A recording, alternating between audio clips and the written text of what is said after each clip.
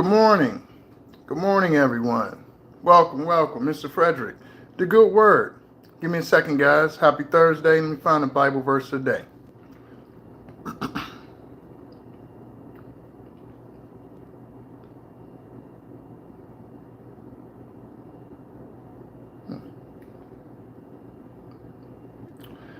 Okay.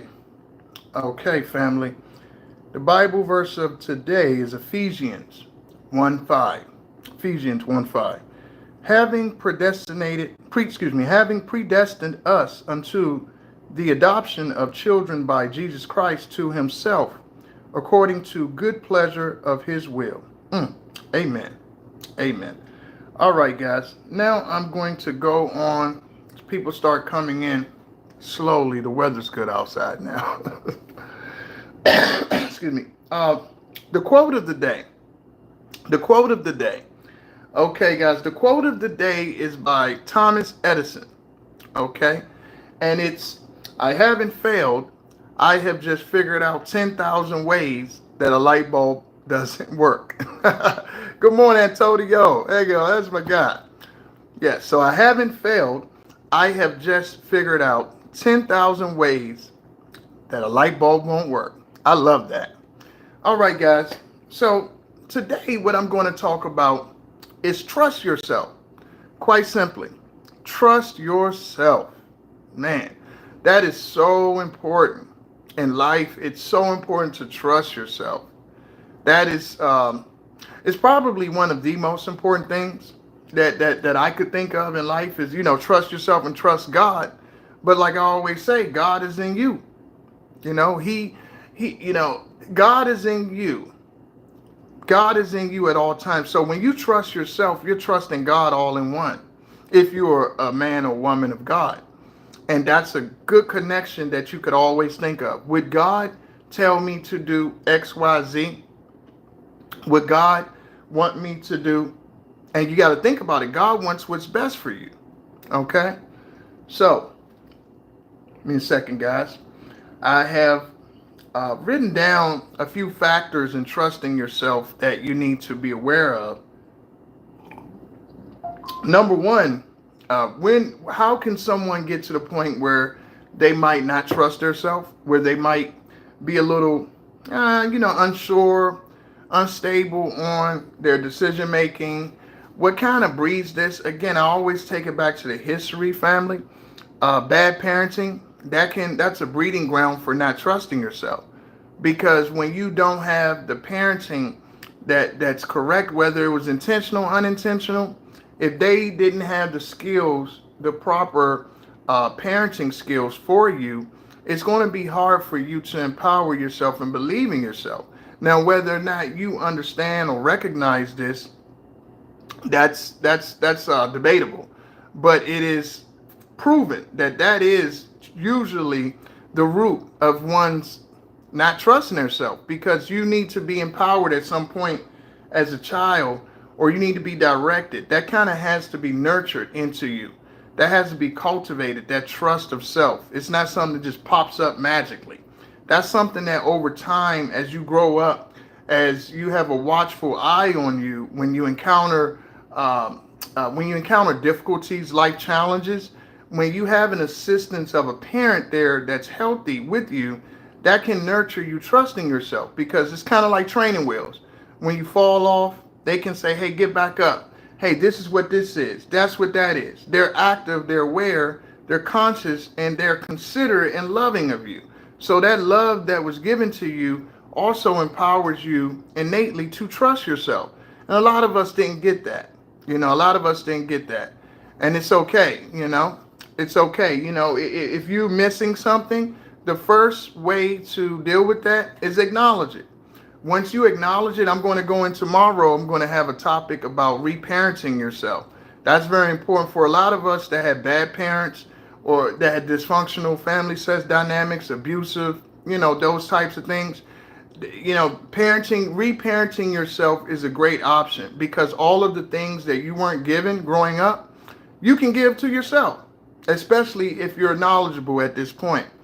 Okay, so remember that it's due to bad parenting, like especially like a sociopath. If you're unfortunate to have those narcissists, if you have those type of parents, I can guarantee you, you trusting yourself is going to be almost impossible because they when you were growing up, they were constantly gaslighting you, constantly manipulating you. So it's like you're growing up in an environment that breeds you not to trust yourself. And these are very dangerous, dark-minded, selfish, soulless type individuals that there's no way you can have the correct nurturing to be as confident as you need to be in your decision making.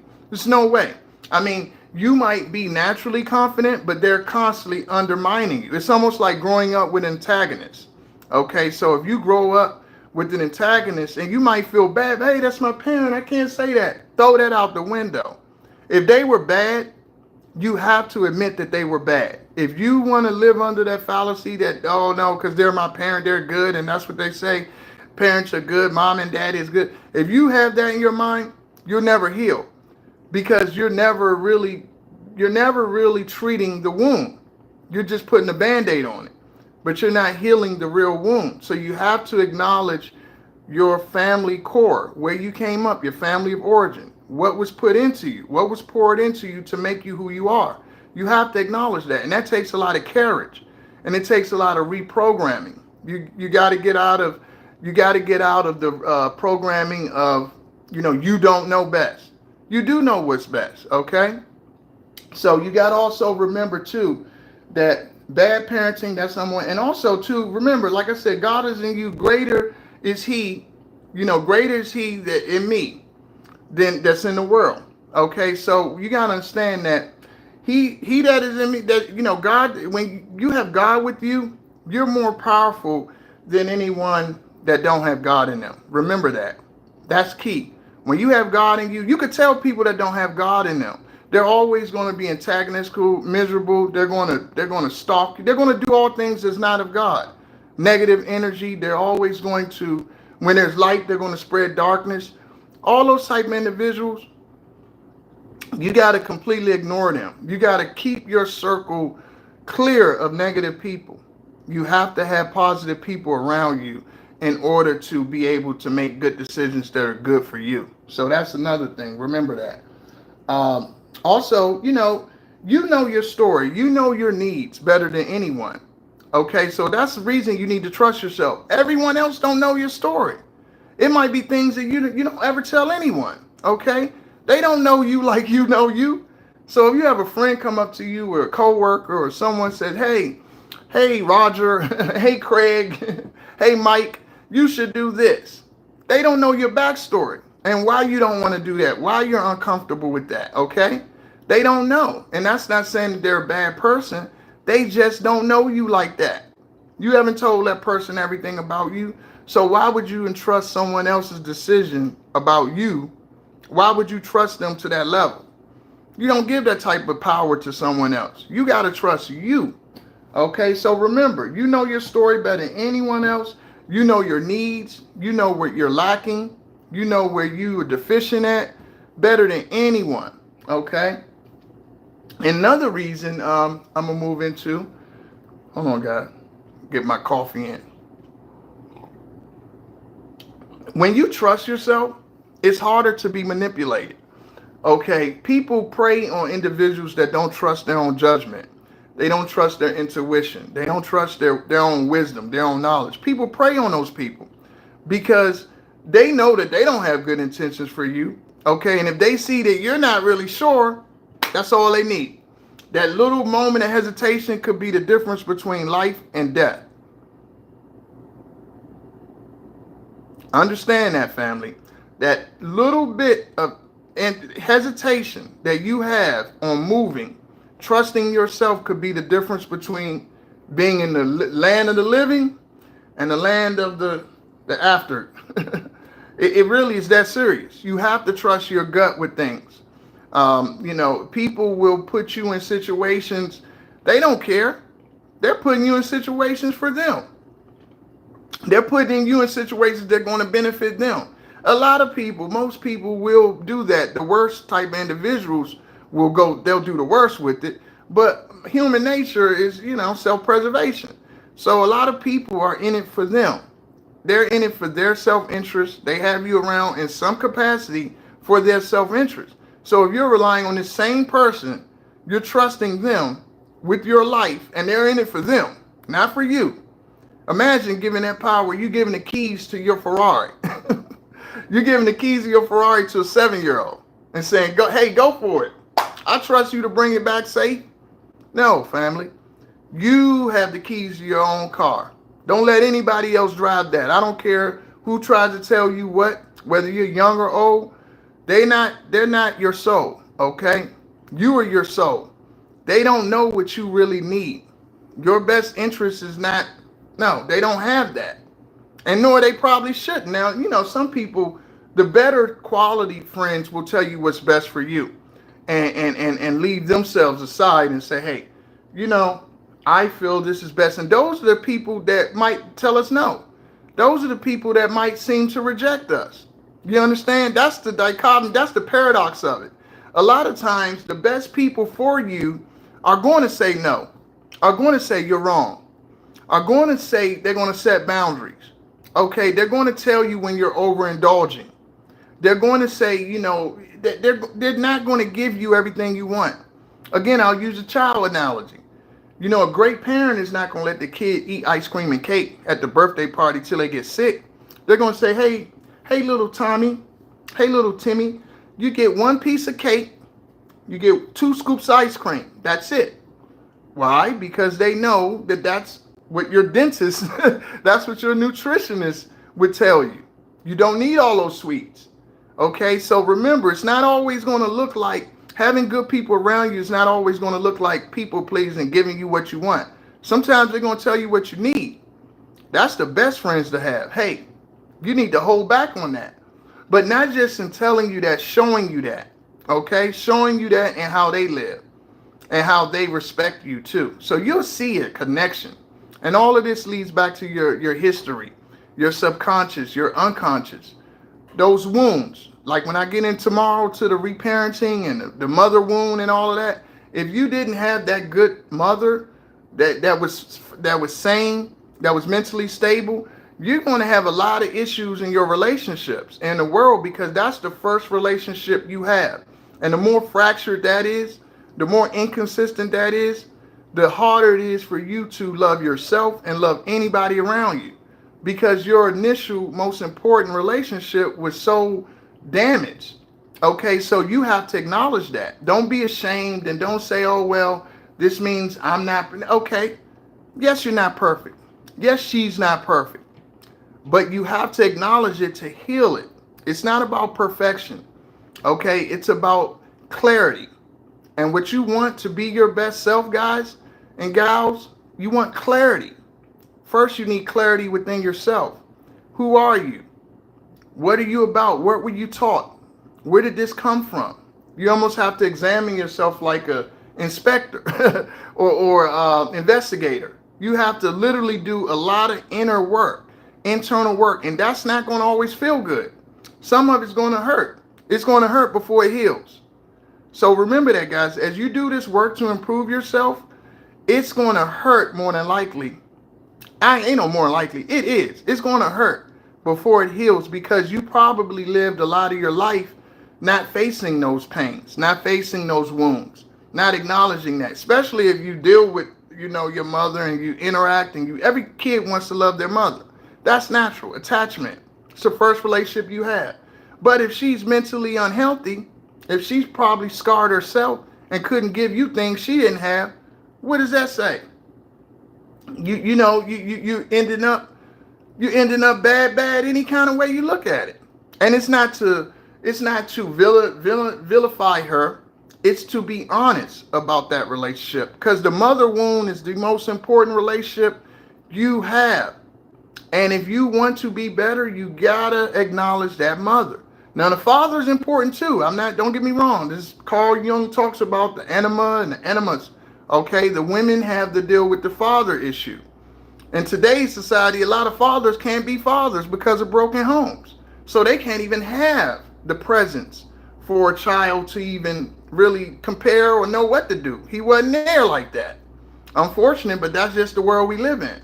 but it still needs to be dealt with and acknowledged. However it was, that relationship was. Those parental relationships, parent-child, they're very important to acknowledge what type of relationship. And if you're a parent, you have to understand too that you don't have total control. You didn't have total control. It takes two parents. So sometimes parents will beat themselves up and say, oh, I couldn't be there for my kid. It was terrible. But remember, you didn't have that kid by yourself.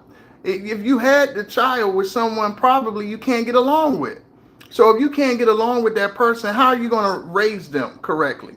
It's going to be some voids. There's no way it's going to be cohesive because you guys obviously had issues. And that's why children of divorce and maybe not even ever married, just children that came up in a single parent home, they're at a disadvantage naturally, not seeing two people, a man and a woman, work together cohesively.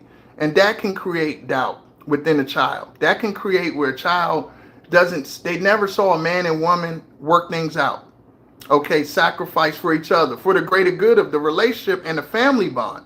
If you've never seen that, it's going to be difficult for you to do something you never seen. Not saying you can't do it, but it's just that much harder for you. You have to have examples, just like in school. You have a lab for a reason in biology. Okay, you dissect that frog for a reason. It's a reason. You have to have an example of how arteries look. Okay, how muscles look. It's just a fact of life, guys. And another reason you want to trust yourself is, like I said, others, they have their own self-interest. So that's very important. And last but not least, you won't feel as bad when you trust yourself and you make decisions off of what you believe and you felt was right. If it goes haywire, if it doesn't work out, you won't feel so bad. Because at least you could say, man, I went with me. I failed. It didn't go right. I learned something, but I went with me. Hey, medium coffee. Let's see. Let's go in the comments. Always great comments.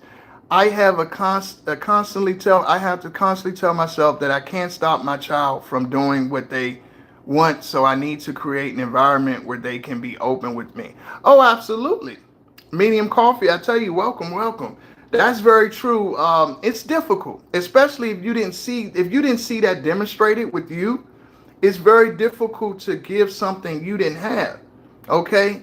I mean, a lot of this I learned in school. I didn't learn it growing up. I mean, some life experience, but a lot of these principles, values that I have learned was in formal education.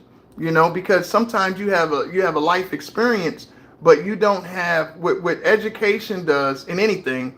It confirms a lot of people who's actually put in the time to study these social issues that we have. But don't feel bad. It takes time to create that environment for your child. It takes knowledge of yourself. Okay, so first you have to understand your history, who you are, what you can give to your child, and then you got to create a roadmap how to give it. And then you got to also know when you can't do anything. Sometimes in life, unfortunately, we have to know there's nothing we can do. Because again, even with your child, it's not just you. It's a relationship, two people. They say, I did so much bad stuff behind my mother's back because she was so overbearing. It didn't stop me. It just stopped me from telling the truth. Oh, yes, I learned that the hard way about my relationships, too. Don't feel bad. I learned that if you kind of, how can you put it? If you castigate, if you put a person in a position where they feel bad about telling you their ugly truth, they won't tell you. They'll just hide it from you. You see? Come on, guys, get some more likes in there. So if you make a person feel shame, guilt, all of those emotions, they won't share anything with you. If you say, hey, I don't like this. I learned this in relationships because I'm very outspoken, as you guys can tell. So I speak my mind and sometimes say, hey, I don't like this. So you're giving a person an opportunity to say, all right, well, I won't show them that. I won't show her that. It could be men or women. When, you have to have an environment that person feels open to be who they are, because that's the crust of love, acceptance. No one's going to be what you want them to be. Your children, your parents, your sibling, no one is going to be what you want them to be. They're going to be who they are. But if they don't feel they have a stage that they can demonstrate who they really are. Imagine you have an LGBTQ child and you say, hey, I don't like LGBTQ. I don't like that. I'm against that. I'm anti that. Now they don't want to share that with you. They have these feelings, but they don't want to share them. They're like, okay, I'm going to hide this from my parent because my parent doesn't respect and doesn't like it. Now, that doesn't change them being LGBTQ. They're still what they are. It's just they're not going to share it with you. You didn't give them a comfortable platform to share their truth. And that's sad. But you might not be able to. Maybe your mind and where you are, that's not your values. And you truly don't believe. See how I'm just giving you an example here, but see how that creates conflict, friction, okay, tension.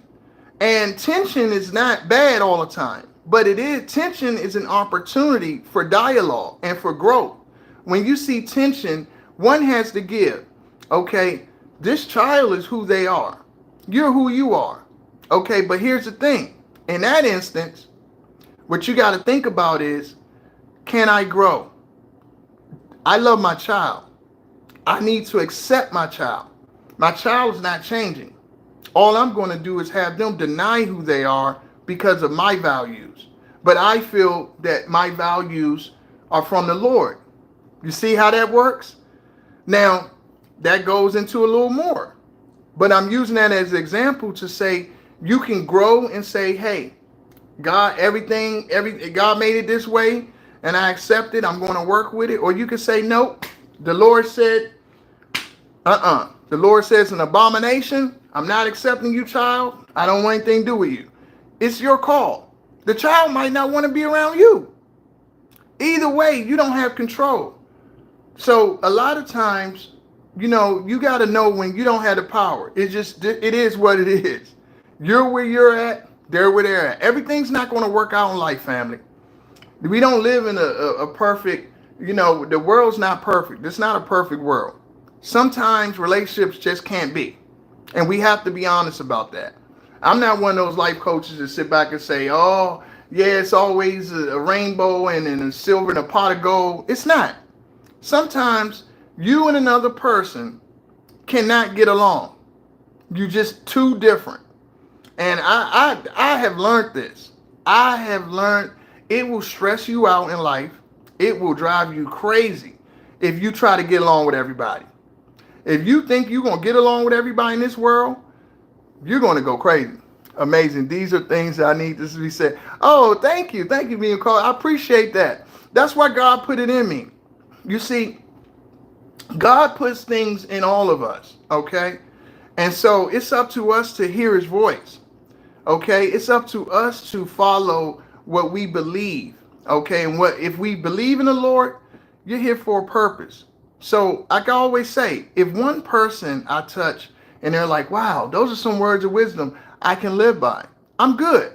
I'm good with that because I know I'm doing what I'm meant to do. But like I said, sometimes throw your hands up. Say, you know what? I'm going to give it to the Lord. You're not getting along with everybody in this world. Trust me. And I'm not telling you as a parent in certain situations to bend your back over and become something that you're not. If it's not in you, it's not in you. Because what can happen is you can create resentment secretly towards that child or anyone who makes you bend your morals, your values, your principles. Anytime you feel like you're becoming something other than you at the expense of someone else, that's not good. Because yes, you're accepting on a surface, but deep beneath, in the unconscious, you're resenting that child or that person because you feel like they're taking you out of who you are. So that's the dichotomy. That's the paradox that you got to look at. It's always going to be, you're going to have to give something. But it's sometimes when you can't see a middle ground, you got to know when you just got to throw it up. This is not what I'm about. I don't believe, because your kid could come to you or someone else you love, your sibling, your whoever. They could come to you and say, hey, I'm into bestiality. You're like, what? What is it called? Bestiality or something like that? Whatever it is. It's pretty gross to me, but they could come to you with something that you totally don't believe in. What do you do then? Oh, because I love you, I'm going to accept anything you do. You know, your kid come to you, I had to take out this guy, one of my ops. You know, what? You see, it's totally not in with your morals. And you see parents that turn their children in for something they did. Not because they don't love their child, it's because they love God. And they know that wasn't right. And they know that they would want someone to do it if it happened to their child. You understand? So that's the tricky little part you got to always remember. You don't want to be in situations in life where you sacrifice yourself at the expense of perceived love. If it's completely going against your morals, values, and beliefs, I would advise to be honest with yourself. I don't accept this. I love you, but I don't accept this. And of course, in the last example, the latter, you might have to go and turn them in. Unfortunately, we don't want that, but we don't even want to put that in the air. But these things do happen in life. They happen in life. This is the real world. We don't live in a perfect world, family. We live in a world that you have to know yourself, know thyself, and know what you want. Know where you stand. If you don't have a point of where you stand and what you're about, someone else will have that for you. And that's why you got to trust yourself. All right, guys. So I think I got all I got out of that. I want to talk about an artist. You know, I always talk about someone I respect, admire, and I dedicate my lives to it. And I've been doing music for a while lately with people. And today, I want to talk about the great Anita Baker. Oh, yes. Giving you the best that I got. Anita Baker. I don't know how many of my people out there know and Anita Baker, but man, Anita Baker she's a classic artist. She's old school. She made a lot of hits in the 80s, 90s, but I can tell you for me, she's one of my favorites. I mean, you talk about love songs, about a female ballad. Come on. Who's better than Anita Baker as far as those types of songs? She was born Anita Denise Baker, January 26, 1958. All right, Anita Baker has won BET Awards. Looks like she's won American Music Awards. Let's see here.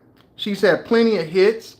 Anita Baker has had songs such as Giving You the Best That I Got, Angel, Caught Up in the Rapture, No One in the World. Oh my goodness.